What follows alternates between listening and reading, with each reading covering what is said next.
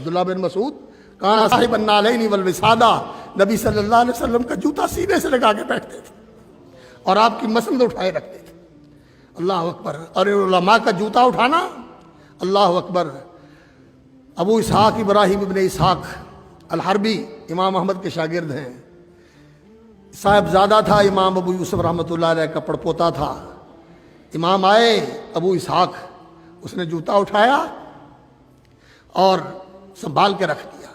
امام نکلے، جوتا اٹھایا اور لا کے پاؤں کے سامنے رکھا اور جوتا پہنا دیا۔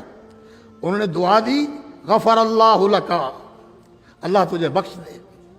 اللہ کا کرنا جوانی میں فوت ہو گیا۔ کسی نے خواب میں دیکھا اور پوچھا ما فعل اللہ بکا، کیا بنی؟ کہنے لگے ابو اسحاق کی دعا سے اللہ نے مجھے بخش دیا۔ یہ وہ لوگ ہوتے جن کے جوتے اٹھانے سے، ان کی کفش برداری سے اللہ تعالیٰ یہ عزتیں نصیب فرماتے ہیں۔ تو علماء کے ساتھ جڑیں، اہل علم کے ساتھ وابستہ رہنا اور ان سے استفادہ اور استفاضہ کرتے رہنا، اس کو غنیمت سمجھیں، اس لیے کہ بڑی تیزی کے ساتھ اٹھ رہے ہیں یہ جانیں۔ پرانے بادہ خار جو تھے اٹھتے جاتے ہیں، یہ تو دوام نہیں ہونے والا۔ اللہ کے رسول نہیں رہے تو اور کس نے رہنا ہے؟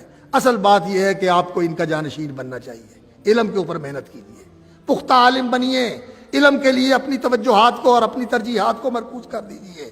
یہ جو صفحے، یہ جو مسندیں خالی ہو رہی ہیں اور جو جانے والے جا رہے ہیں اور ان کی جگہ خالی ہو رہی ہے، ان کو پر کیجیے، ان کو پر کیجیے۔